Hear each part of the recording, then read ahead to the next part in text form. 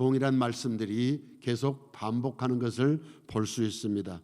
그러나 중요한 것은 너희가 이제 이 땅에서 저 땅 가나안 땅으로 들어갈 것인데 그곳에 가서 하나님께서 정하신 구별된 장소에서 내가 너희를 택했으니 성민인 너희가, 구별된 백성인 너희가 구별된 예물을 가지고 하나님 앞에서 예배를 드려라 하는 말씀이 오늘 본문의 요지입니다. 그러나 너희가 예배를 드리기 전에, 합당한 예배를 드리기 전에 꼭 해야 할 일이 있는데, 그 땅에 이미 자리 잡고 있는 원주민 7 족속을, 그들이 섬기고 있는 모든 우상과 주상과 아세라상과 여러 가지 그 우상 숭배의 환경들을 깨뜨리고 회파하라는 것입니다.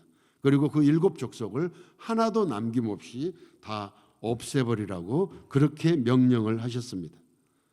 왜냐하면 사람은 자신도 모르게 우상을 만들고 그 우상을 따르고자 하는 그런 일이 있습니다. 왜냐하면 자신의 만족을 위해서죠. 눈에 보이는 우상도 문제지만은 내면에 감춰진 눈에 보이지 않는 우상들도 당연히 많습니다. 그래서 그것들도 깨뜨려야 되죠. 한국의 드라마 사극을 보면은 가끔 신하들이 임금에게 얘기하는 게 있어요. 전하, 종묘와 사직을 구하옵시옵소서, 통촉하여 주시옵소서, 이런 얘기가 굉장히 많이 들려요. 우리가 흔하게 듣는 거예요. 통촉하시옵소서, 알아서 살펴주시옵소서. 종묘와 사직이 무슨 말입니까? 종묘는 서울의 종로 5가에 가니까 종묘라고 있어요. 이제 임금님들의 그 위패를 모시는 그 사당 같은 큰 궁궐이죠. 그런데 사직은 또 뭔가요? 사직은 서울에 가니까 사직동이라고 있어요. 전라남도 광주에 가면 사직공원이라고 하는 게 있습니다. 사직을 자세히 보니까는 사직은 국직과 국사와 국직으로 나누는데, 국사는 토지를 관장하는 신을 얘기해요. 토지신.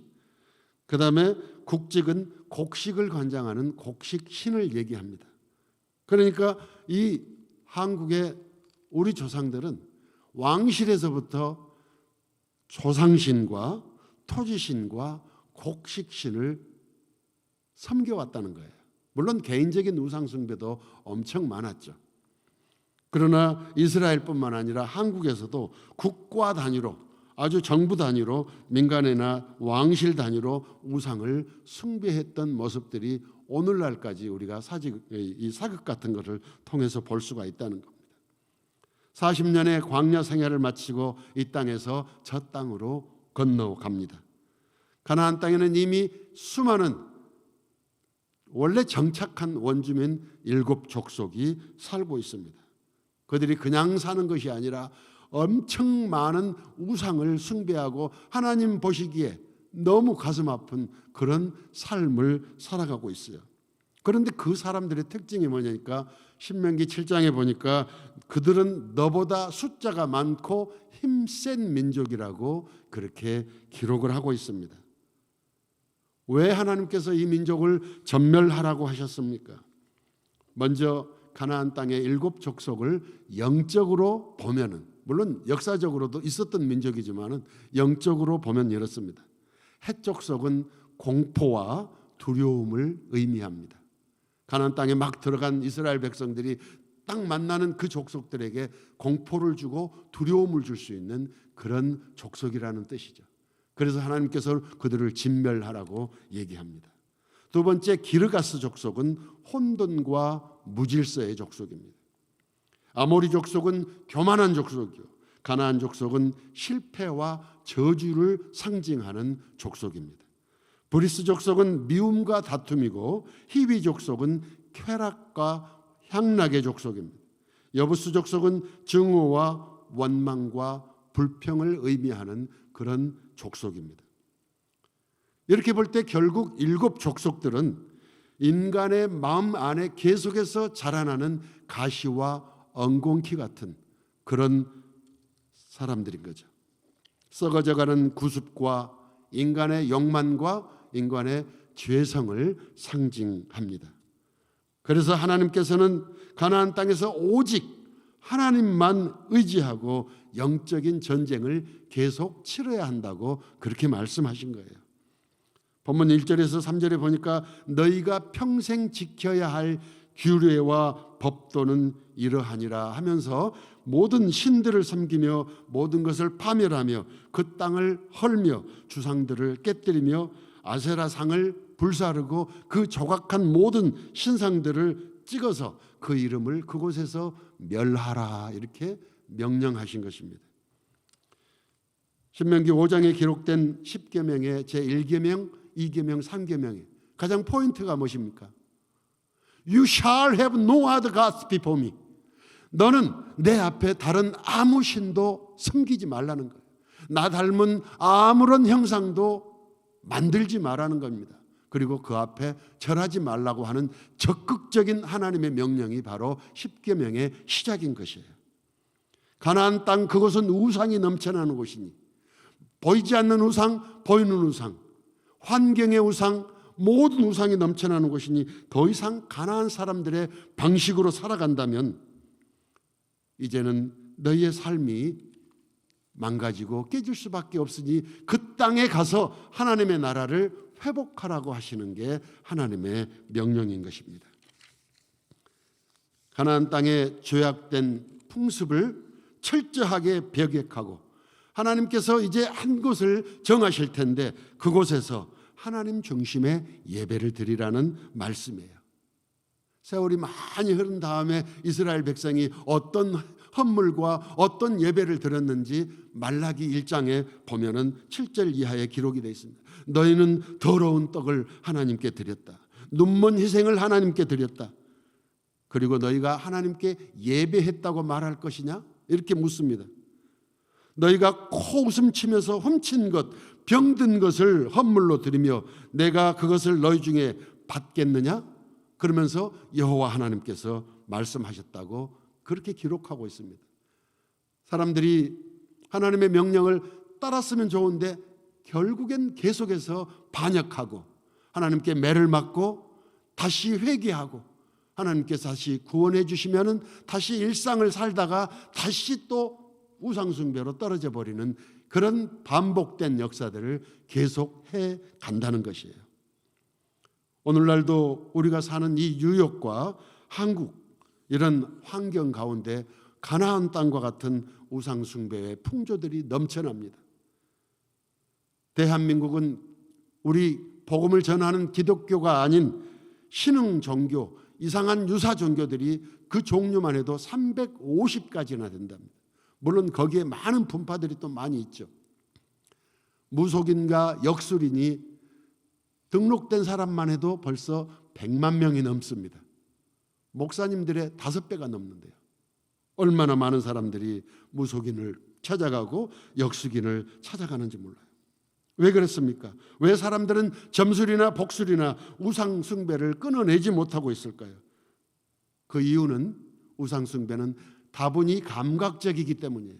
외적이기 때문에, 외형적이기 때문에 손으로 만져지고 눈으로 보여지고 마치 에덴 동산의 선악과가 보암직하고 먹음직스러울 만큼 탐스럽기도 했기 때문에 불순종했던 것처럼 외형적이고 감각적이기 때문에 그렇습니다. 외적인 것에 치우치지 마시기 바랍니다. 하나님보다 사람 보이기에 힘쓰는 그런 신앙생활은 종교생활입니다. 복음적인 생활이 아니에요. 예배는 누가 드립니까? 개나 원숭이가 예배를 드린다는 말씀을 들어보셨습니까? 소나 돼지가 드린다는 말씀을 들어보셨습니까? 죄와 타락된 애굽 땅에서 예수님의 십자가의 보혈의 강을 건넌 사람들이 하나님 주시는 은혜 가운데서 감격에서 기쁨으로 드리는 것이 바로 예배인 것입니다. 예배라고 하는 말은 찾는다, 엎드린다, 가치가 있다 그런 뜻이에요. 저는 성경에 많은 훌륭한 인물들이 있지만은 여호수아와 함께 가나안 땅에 입성했던 갈렙이라고 하는 분을 굉장히 존경하고 좋아합니다. 성경은 갈렙을 소개할 때마다 민수기나 여호수아에 이렇게 말을 하고 있어요. 갈렙은 여호와 하나님을 온전히 쫓았더라. 하나님이 말씀하실 때도 내 종 갈렙은 언제나 나를 온전히 쫓았다고 그렇게 소개하고 있고, 또 성경의 기자도 갈렙을 소개할 때 갈렙은 온전히 여호와를 쫓았더라 이렇게 기록하고 있어요. 온전히 쫓았다고 하는 그 단어가 어떤 단어냐면요, 루시 그 시모 나오미를 떠나지 않고 딱 달라붙어 가지고 이스라엘 땅까지 들어왔을 때 사용했던 단어가 다바크라고 하는 단어예요. 다바크. 그 의미가 뭐냐면요, 얇은 종이 2장에다가 풀을 붙여가지고 딱 붙여놓은 그런 상태를 다바크라고 얘기합니다. 이거는 뗄래야 뗄 수가 없어요. 떼면은 둘 중에 하나, 2장이 다 망가져 버리는 그런 상태예요. 그래서 현대 히브리어에서도 접착제를 데베크라고 얘기를 합니다. 거기 다바크에서 나오는 단어예요. 그만큼 하나님께 딱 붙어있던 사람이 바로 갈렙이었어요. 룻과 같이 시모 나오미에게 딱 붙어있던 것처럼 항상 하나님에게 딱 붙어있던 사람이 갈렙이었어요. 그런데도 희한하게 갈렙이라고 하는 이름은 히브리어로 개라는 뜻이에요. 개, 개 아시죠?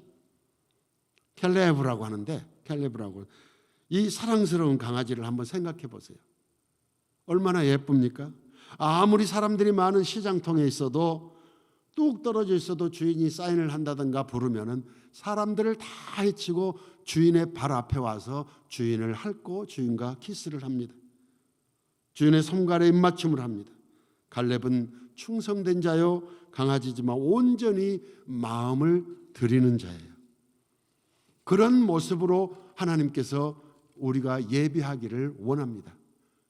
하나님과 입맞춤을 하는데 그 사이에 종이 한 장이라도 끼면은 그게 정식 입맞춤이 되는 게 아니에요.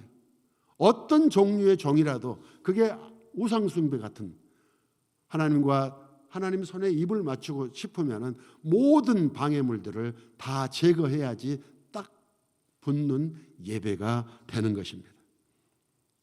하나님께서는 요한복음 4장에 보니까 내가 신령과 진정으로 예배하는 누군가를 찾고 있다 얘기하셨습니다.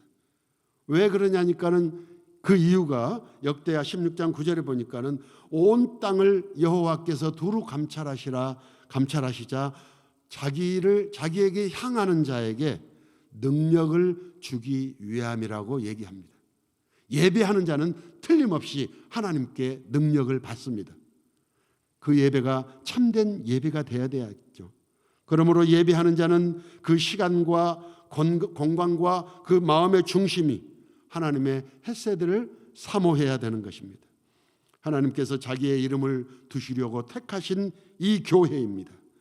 베드로의 신앙 고백 위에 세우셨고, 예수님께서 십자가에서 죽으시고 부활하시고 승리하시며 다시 오시리라 약속하신 그 역사적인 사실 위에 세운 것이 바로 우리의 교회입니다. 예배의 장소도 중요하지만은 예배 드리는 사람들의 마음과 드리는 헌물도 중요하다고 본문은 계속해서 강조하고 있습니다. 번제는 짐승의 가죽을 빼고 나머지를 다 태워서 하나님께 드리는 제사입니다. 희생은 속죄함을 위해서 하나님께 드리는 예물입니다. 11조는 제사장과 레위지파와 또 가난한 사람들을 위해서 소득의 10분의 1을 드리는 하나님께서 정하신 예물입니다. 거제는 4가지 방법이 있는데 거제, 화제, 요제, 전제 이런 4가지 제사 드리는 방법이 있는데, 거제는 제사장이 높이 제물을 들어서 흔드는 방법이에요. 그리고 화제라고 하는 것은 태우는 것이고, 요제는 그냥 높이 드는 것이고, 전제는